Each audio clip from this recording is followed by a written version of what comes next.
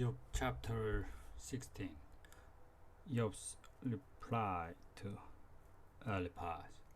I have often heard this. Job said, I have often heard this, and it offers no comfort. So why don't you keep quiet? What's bothering you? If I were in your place, it would be easy to criticize or to give advice, but I would offer hope and comfort instead. If I speak or if I don't, I hurt all the same. My torment continues. God has worn me down and destroyed my family.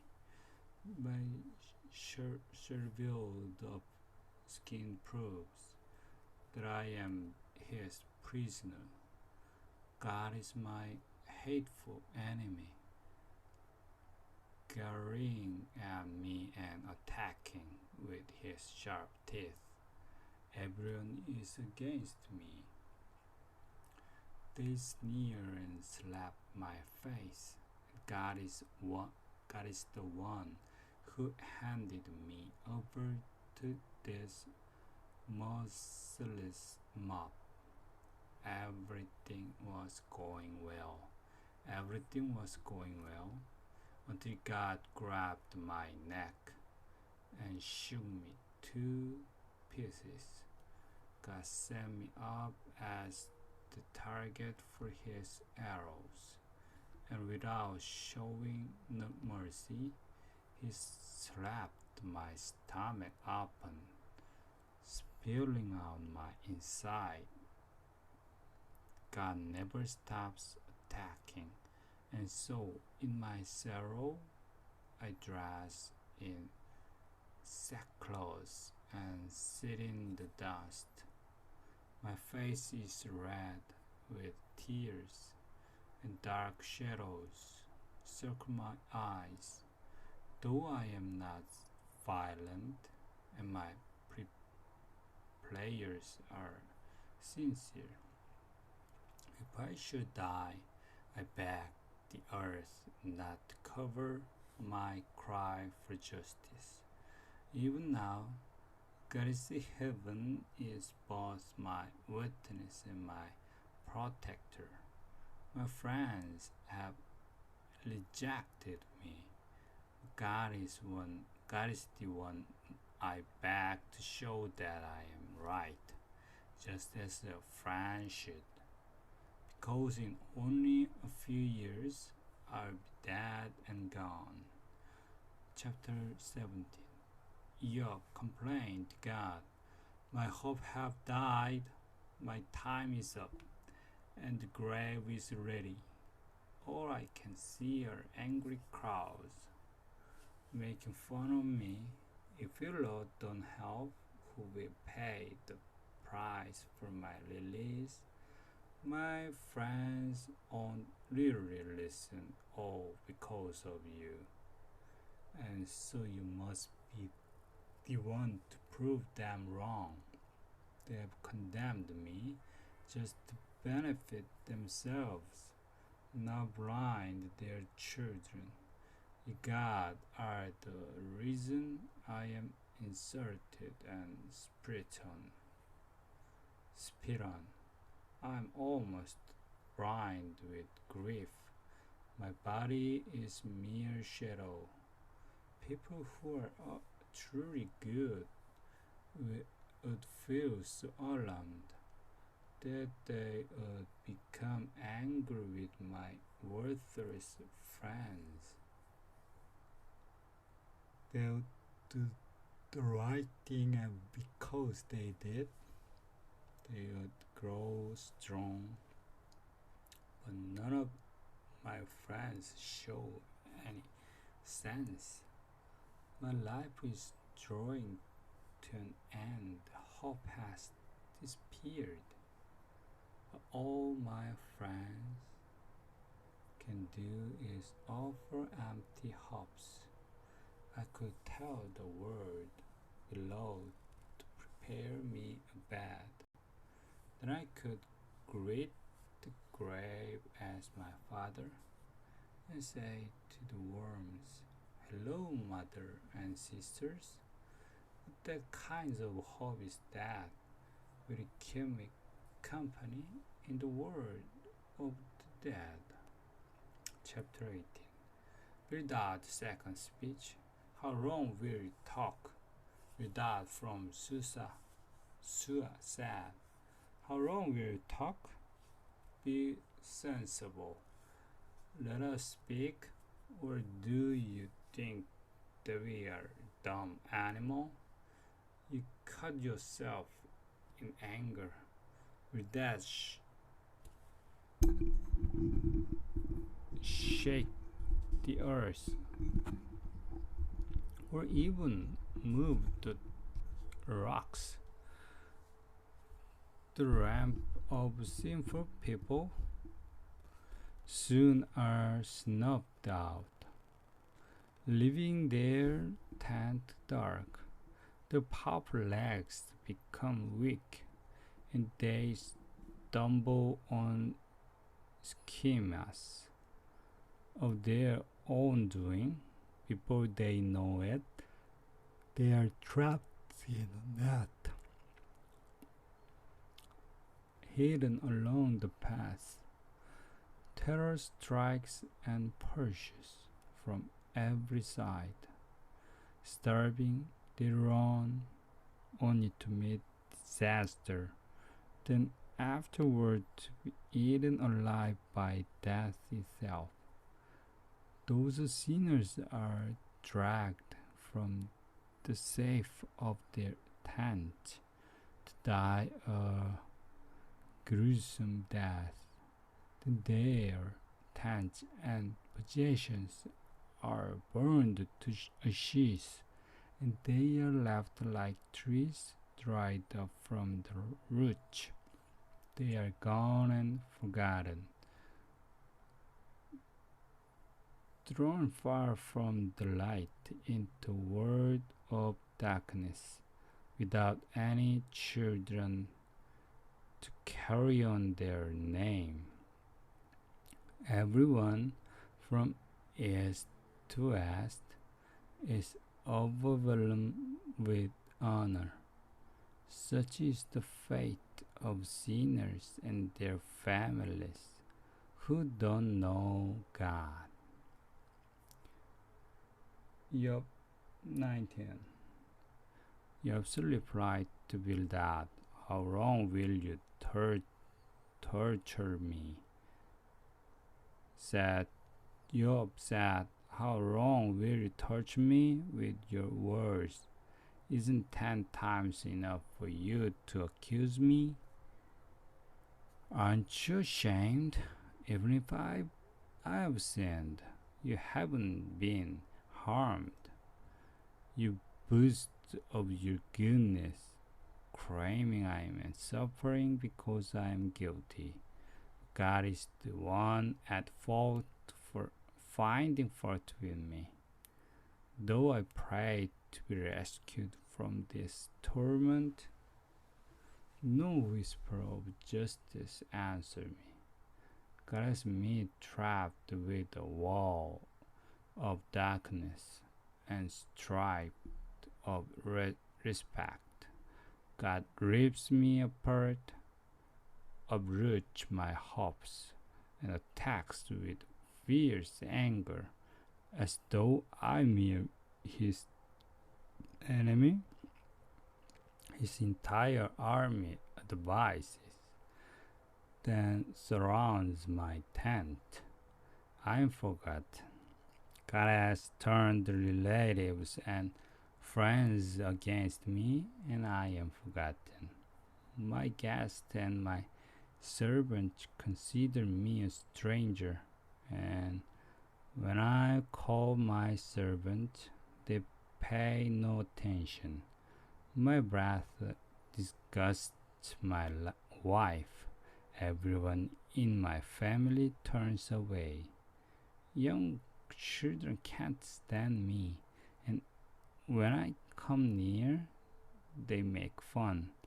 My best friends and loved ones have turned from me. I'm skin and bones, just to bear your life. My friends, I beg you for pity. God has made me his target. Hasn't he already done enough? Why do you join the attack? I wish that my words could be written down or chiseled into rock. I knew that my protect thrives, and at the end, he will stand on this earth. My flesh may be destroyed, yet from this body I will see God. Yes, I will see Him for myself, and I long for the moment. My friend, you think of ways to blame, to torment me, saying I brought it on myself. But watch out for the judgment when God will punish you. Job 20. Jupiter's second speech. Your words are disturbing. Jupiter from Nama said, your words are disturbing. Now I must speak. You have accused and insulted me, and reason requires a reply. Since the time of creation, everyone has known that sinful people are happy for only a while. Though their pride and power may reach to the sky, they will disappear like dust, and those who knew them will wonder what happened. They will be forgotten like a dream and vanish from the sight of family and friends. Their children will have to repay what the parents took from the poor. Instead, the wicked will die and go to their graves in the prime of life. Sinners love the taste of sin.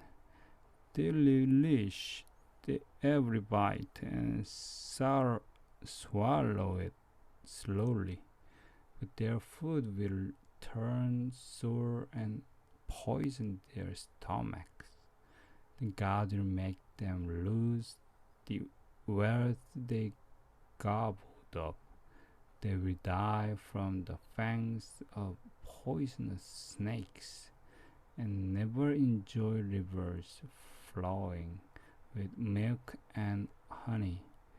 Their hard work will result in nothing gained because they cheated the poor and took their homes. Greedy people want everything and are never satisfied. But when nothing remains for them to grab, there will be nothing. Once they have everything, distress and despair will strike them down, and God will make them survive His pressing anger. While running from lion spears, they will be killed by arrows of bronze whose shining tips go straight through their bodies. They will be trapped by terror, and what they treasure most will be lost in the dark. God will send flames to destroy them in their tents with all their property. The heavens and the earth will testify against them, and all their possessions will be dragged off when God becomes angry. This is what God has decided for those who are evil. Job's replied to Jupiter, if we want to offer comfort, Job said, if we want to offer comfort, then listen to me, and when I have finished, you can start your insult all over again. My complaint is against God. That's why I am impatient. Just looking at me is enough to make you sick. And thought of myself fills me with disgust. Why do evil people live so long and gain such power? Why are they allowed to see their children grow up? They have no worries at home, and God never punished them. The cattle have lots of calves without ever losing one. Their children play and dance safely by themselves. These people sing and celebrate to the sounds of tambourines, small harps, and flutes, and they are successful without a worry until the day they die. Leave us alone. Those who are evil say to God all powerful, leave us alone. Don't bother us with your teachings. What do we gain from praying and worshiping you? You succeeded all on our own, and so I keep away from them and their evil schemes. How often does God become angry and send disaster and darkness to push sinners? How often does He strike them like a windstorm that scatters straw? You say, God will punish those sinners' children in place of those sinners. But I say, let Him punish those sinners themselves until they really feel it. Let God all-powerful force them to drink their own destruction from the cup of His anger. Because after they are dead, they won't care what happens to their children. Who can tell God what to do? Who can tell God what to do? He judged powerful rulers. Some of us die prosperous, enjoying good health, while others die in poverty, having known only pain. But we all end up dead, beneath a blanket of worms. My friends, I know that you're plotting against me. You ask, where is the home of the important person who does so much evil? Everyone near and far agrees that those who do wrong never suffer disaster. When God becomes angry, no one points out their sin or punishes them. Then at their funerals, they are highly praised. The earth welcomes them home, while crowds mourn. But empty, meaningless words are the comfort you offer me.